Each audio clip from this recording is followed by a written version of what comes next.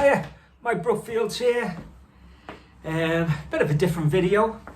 An unboxing video. These are very popular on the internet with the kids, aren't they? I was kind of goofing around on the internet like you do on a Saturday night, glass of wine in hand. And a few days before, I'd just been building a pedal board for a bit of fun. This one, in fact. And it was kind of like one of those Sunday projects, you know. It's actually a Scrabble board. There's Ludo on the back there. And I had these kind of pedals lying around, and I wanted to make a board out of them. And it's okay, but you couldn't gig this thing. You know what I mean? It's just kind of, someone's just going to tread on it, it's going to break, and you know what I mean? It was kind of a fun little project. Actually sounded really killer, really good. So I thought, well, I'll see if I can get a little board for it, but I don't really want to spend any money. So I'm like, I don't want to spend money on a case. I do have one amazing case for my main pedal board. I'll show you it. This one here I got made by Custom Pedal Boards. A chap called Chris in Wales. Custom Pedal Boards, you know, check it out. I think it's co.uk. But anyway, easy to find. And this is my kind of main board, if you like. And there's videos on the internet of me kind of showing off this board, I think. And it's probably different to how it is now. At the moment, it's pretty simple because this is my kind of blues rock board. I don't even actually have anything on the on this here, on the little shelf. There's the power. You can see there's a reverb in there, boing. I've got a tube screamer, Printer tone, and the Analog Man delay with 2 different delays on it. I mean, next time you see this board, it might be different, but that's what it is. That's what I'm kind of playing, goofing around with. To be honest, pedals, I'm a big fan of good amp, one pedal sitting on top of the amp. Whenever I do that on a gig, for one reason or another, I always have a better gig than when I kind of loads of pedals kind of goofing around. But you know, that's always not possible. I think you can do that when it's your own gig and you're playing your own material. But if it's kind of somebody else's gig, they want you to have an array of sounds, you know. It is nice to have a wah-wah pedal, different gain stages, different kind of time-based things. I'm not a big guy for modulation on gigs at all.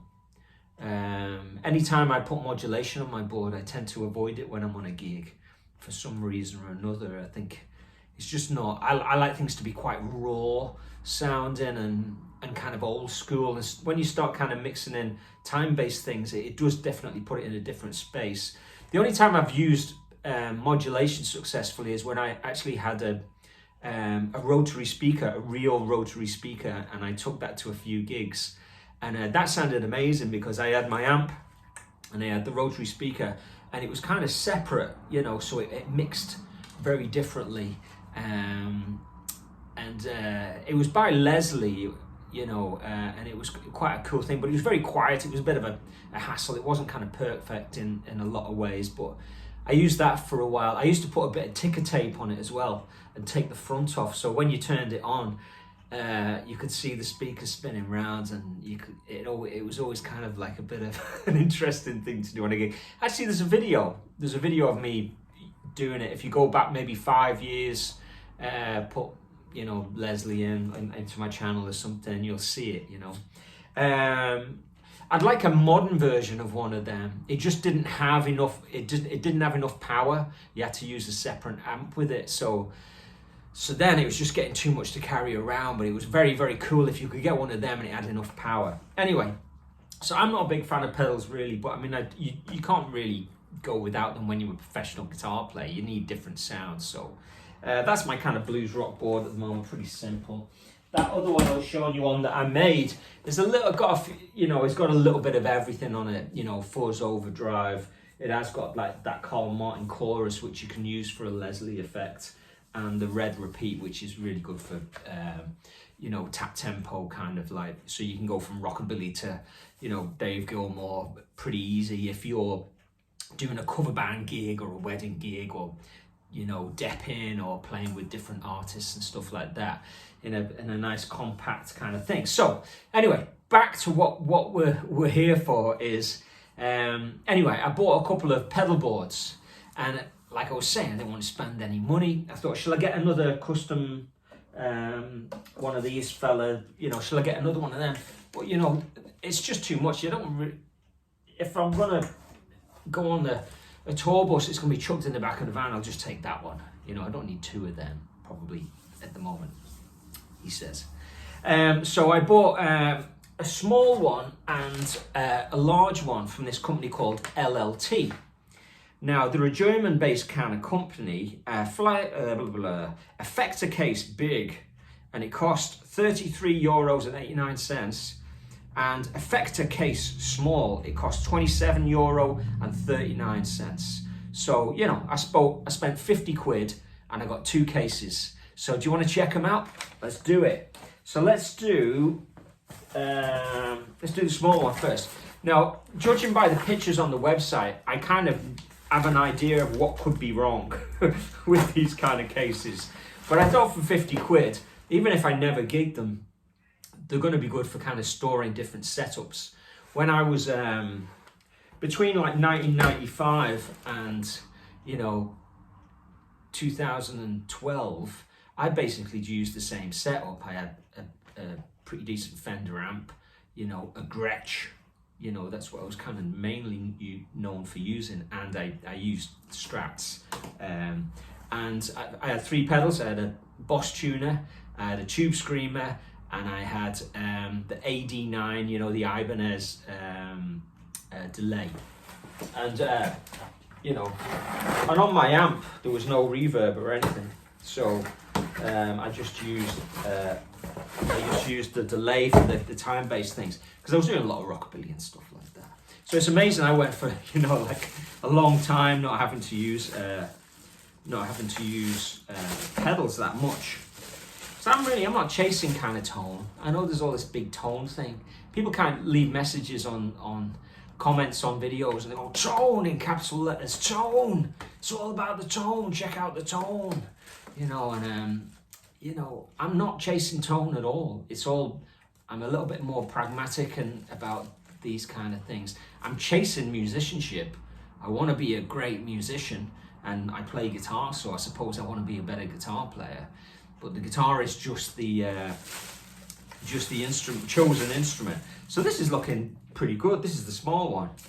Yeah, this is kind of good. I was a bit worried, right, that there was going to be no feet on it. But there's these little plasticky things here. So they look like that's what could save the bottom of it. Like I said, you could use these on maybe like a wedding gig or something. And you know, what always happens on wedding band gigs, the brass players kind of walk across the guitar player's space, kick over the, you know, pint or something. It's always the brass players, isn't it, knocking over drinks and stuff. So what have we got here? Okay, so it's cool. It's a lift-offy job. Like the latches are, you know, they're not like super strong. They're nothing like the custom pedal board. That's like super high quality components on everything. So you can tell the components, in order to bring this in at whatever it was, €25, they couldn't go too kind of overboard, could they? But it does have, it has feet. It has feet on the bottom there, and it has feet on the underneath, so it's actually pretty good, and it's light. I would definitely gig this. And then, okay, on the inside here, we've got a big strip of Velcro, and we've got some of that stuff so it doesn't go funky. So that's actually pretty good. It's a, you know, could I get 3 pedals on that? I'm pretty sure I could. I'm kind of gutted now I didn't think ahead and maybe pull the pedals out, but there's a tuner, there's a fuzz, which will probably go first. So imagine I'm doing a rock gig, so there's a fuzz, there's a, you know, that's going on all right, and maybe say use this here.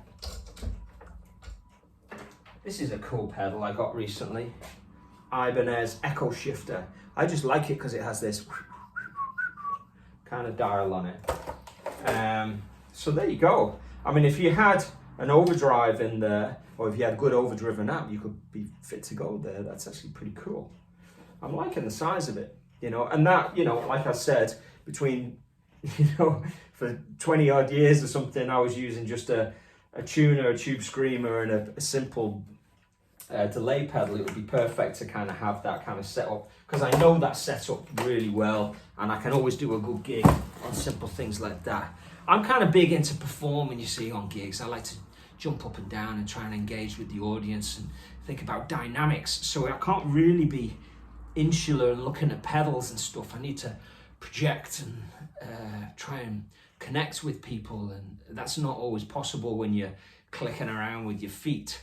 So I suppose I sacrifice elements of tone to try and connect with an audience, you know, and try and get the songs across, and think about dynamics, and, you know, bending the band around a little bit.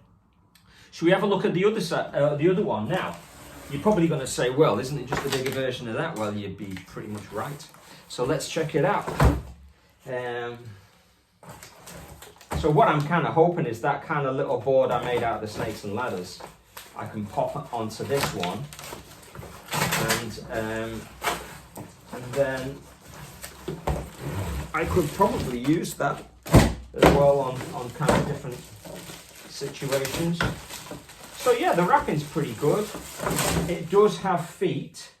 I didn't think it was going to have feet. It is kind of upside down in a sense, where usually when you put this on the ground, you put it on the ground like that, don't you? And then you flip the latches and you say, hello, pedal board. But actually, the feet are here, so they're presuming you're actually going to go like that. And you're actually going to open the latches upside down. So, you know, maybe it's not possible to flip those around. So that's why they've had to do it that way. But anyway, let's have a look inside. Now, same thing, couple of stinko things there. There's a key for this one. I don't know if there was a key for the last one. Maybe there was, but it fell out. I'll have a look. So yeah, the lid, you know, I could probably break it if I wanted to, but you know, it's strong enough to throw in the back of a van. You know, it's a bit flexy, but you know, this one was €33, so you know, pretty good. I'd go for that. Just want to stick it to the scarf. So there you go. That would could I put this pedal board on here? Is that possible? You can give it a quick go if you want. So what have I got here? I've got Carl Martin Chorus. You know, maybe, I don't know, we'll see. We've got Carl Martin, Red Repeat. We've got the old Rampler fuzz. Now I love this Rampler velvet fuzz. It's a really killer. You know, is it a fuzz or is it an overdrive really? Or distortion maybe? Because, you know, it has a fuzziness to it, but it's not like a fuzz face or anything like that. It's a very easy to use fuzz. And it's one of those kind of fuzzes, you can use it, you don't have to stack it necessarily. With an overdrive, it kind of sounds great for that kind of Clapton Cream era. I think I said that recently on another video, you know, so I think that's totally doable. It does need another overdrive on there, you know, so actually, you know what will go great on there is, hold on there.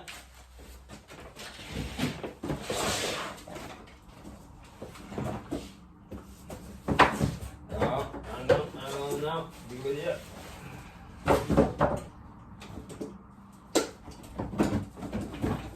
Okay. Would that go on there? Tuner, stroke volume pedal. You know? Compressor, overdrive.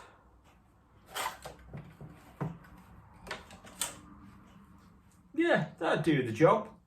I must wire it up. I will do another video in about, I don't know, a few days time I'll wire that up and you can have a listen.